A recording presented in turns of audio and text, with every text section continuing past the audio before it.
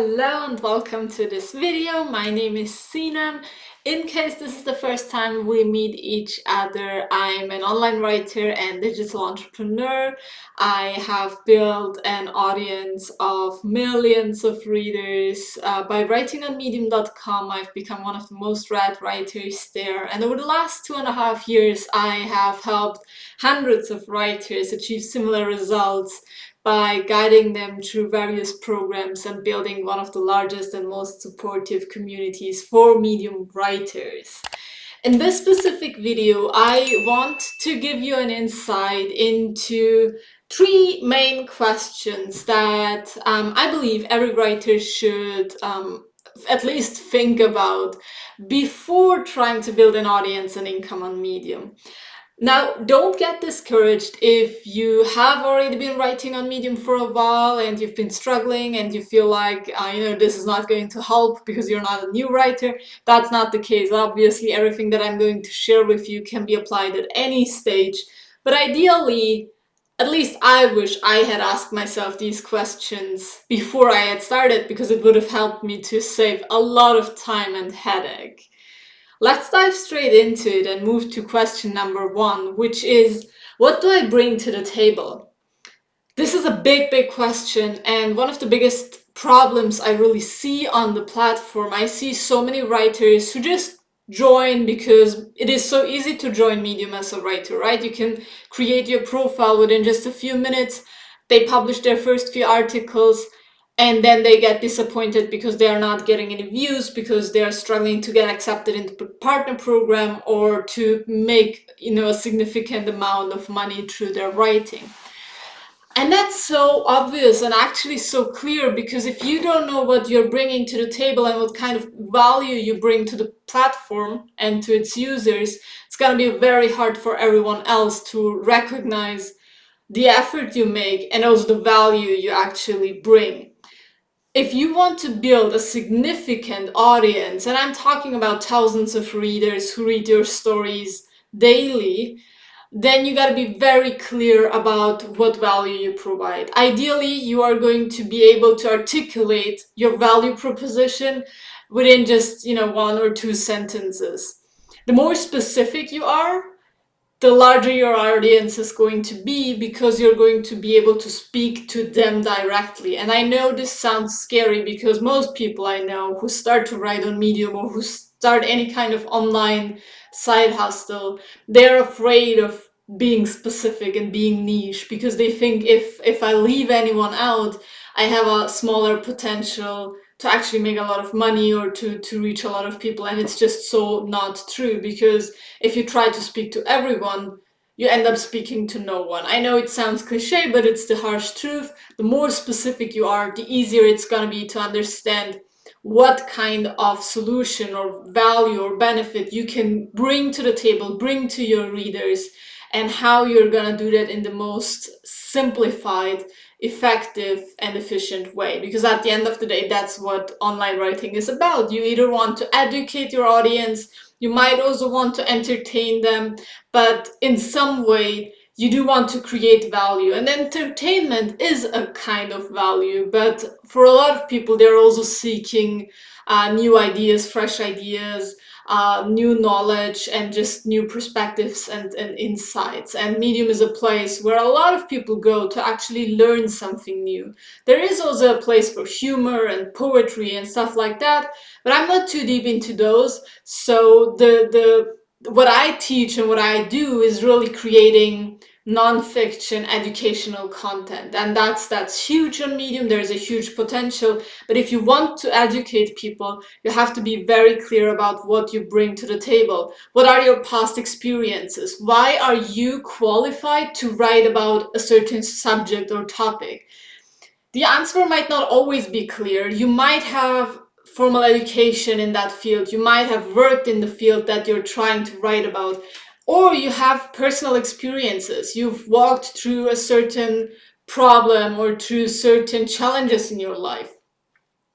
If it is the fact that you are just curious about a topic, then you gotta find some sort of other value in your articles that are going to make it worth for your reader to read your piece.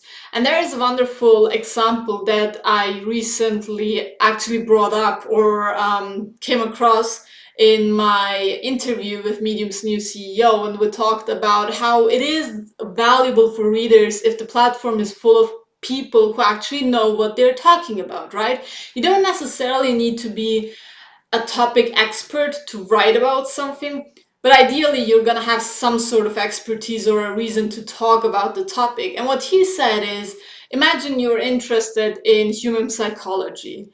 You're interested and it is something you like to explore in your free time and you want to write about it. That's perfectly fine. You can go to Medium, open your account, write a story about psychology and all things that you're interested in. Then that's totally fine.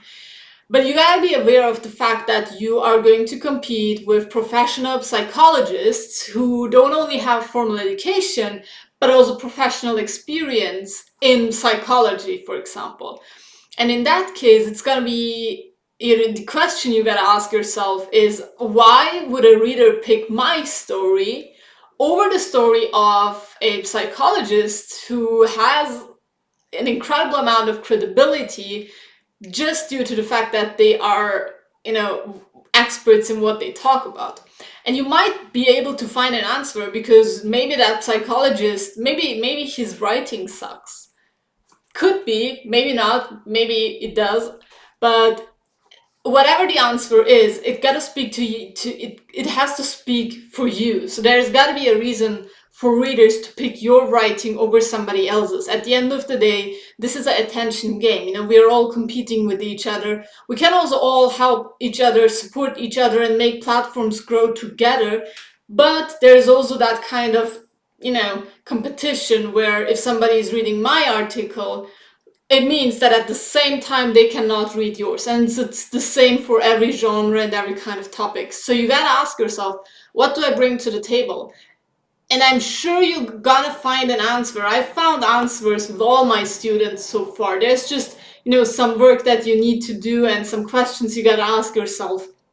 But at the end of the day, the question really is, what do you bring to the table? Why should Medium's readers pay attention to what you're writing? Why should they spend time on your article so that you can eventually get paid? Now, the second question is, what do I as a writer expect? And this is equally important because I see a lot of writers who start writing either with ridiculous expectations or with no expectations at all. And it's both of those are actually dangerous approaches, because if you start to write a Medium because you have seen a bunch of people making a lot of money on Medium and you expect to make a full-time income with your writing within 2 months, I bet you're gonna be disappointed, because Medium is not a place to make quick money and then disappear. That's not how it works. Medium is a long-term game. It is a long-term investment. If you want to build an audience who loves what you do and who helps you, or which helps you really make a significant amount of money through your writing, you got to be there for a long time. It is possible that you kind of hit a home run and write a viral article and make a lot of money with one single article, within your first month. It happens. But it's not the usual case. So usually the process is more like, you start writing, you have no idea what you're doing, you're really struggling to get people to see your articles, and hopefully you figure out how to do it over time. But the problem is that how to figure it out takes a lot of time for most writers. And during that period, most of them really just give up, because they don't have clear expectations, or their expectation has been, I want to make quick money, quit my job, and write for a living. That's not really how it works. And also, Medium is not set up to be a platform that helps you make money. Medium allows you to make money through their partner program, which is incredibly, powerful, and it can be incredibly profitable. Like you see in some of my videos, I've been able to make up to 5 figures per month through Medium's partner program.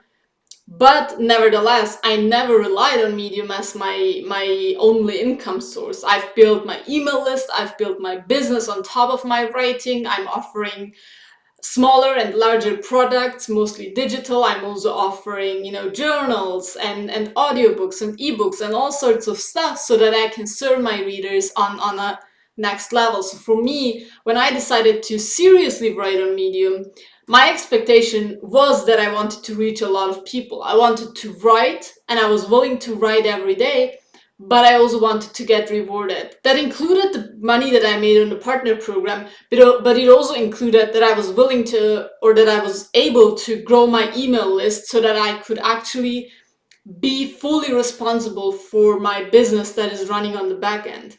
And you got to be clear about what you expect as well, because otherwise it's going to be hard for you to judge whether your efforts are actually worth it or not, and whether you should keep going or really think about not writing anymore because your expectations don't match your results, maybe. And last but not least, the third question is, what am I willing to give and how? And this is incredibly important because I see a lot of writers who join Medium who expect to make a lot of money or expect to have a huge audience, but they're not really clear about how they're going to get there or what they're going to give. When I decided that I wanted to write on Medium for a living and really do this seriously, I told myself that I would write every single day. So that was a very cliche New Year's resolution back in January 2020. And I actually did it. I wrote every day and published almost every day for January, so for the entire first month of the year, and my earnings skyrocketed. I did the same in February and made almost $8,000 in a single month. And then I was able to slow down because I knew that I had a process that allowed me to replicate my results while not churning out articles anymore. And for me, that was important because when I start a new project and I have high expectations and I want, good results, I'm willing to go all in. It could be business, it could be in my personal life, it could be fitness related, it could be a relationship, whatever it is. When I really want something, I am willing to give that, high percentage of myself for that certain project or goal, whatever it is. But now, for example, I have very clear expectations on how my work week looks like. Like, on average, I work 20 hours per week. If I want to have different results based on very specific actions, I would have to be willing to increase my workload. I would need to work a lot more hours. And the question is, am I willing to do that or not? It probably depends on the goals. In my case, most projects and ideas are not worth it because I just enjoy having so much free time and spending it doing other things, because I'm happy with the amount of income that I generate with the amount of work that I put into it. But you got to be very clear about it in the beginning, and that's truly exciting because when I guide students through my Medium Writing Academy and they're brand new, in the first module there's actually an exercise that we do where I ask them to map out their entire week. And it's interesting because a week has 168 hours, and I basically ask them to break these 160 hours down into categories so they have a clear overview of how they spend their time currently and how they could fit in learning time and writing time in order to achieve their goals. So learning time, that basically means how are you going to make time to actually complete the Medium Writing Academy, which is my signature program, where we need you to put a few hours of work into the program per week so that you actually complete all lessons and exercises. And then once the program is over, how are you going to build a sustainable writing habit? How much time do you actually have to write per week? When exactly are you going to do that? Where are you going to read it? A lot of people think that these are unnecessary questions, but they're really not, because if you don't know when, how, and how much you're going to write, you're not going to be consistent. And it is better to say, I'm going to write 20 minutes per day in the beginning, instead of saying, well, I'm going to write whenever possible, because whenever possible is very vague and you might not make time for your writing at all if you don't have specific examples and expectations of yourself. So let's wrap it up. These are the three questions, right? So the first one is, what do you really bring to the table? What is the value you want to create for your readers?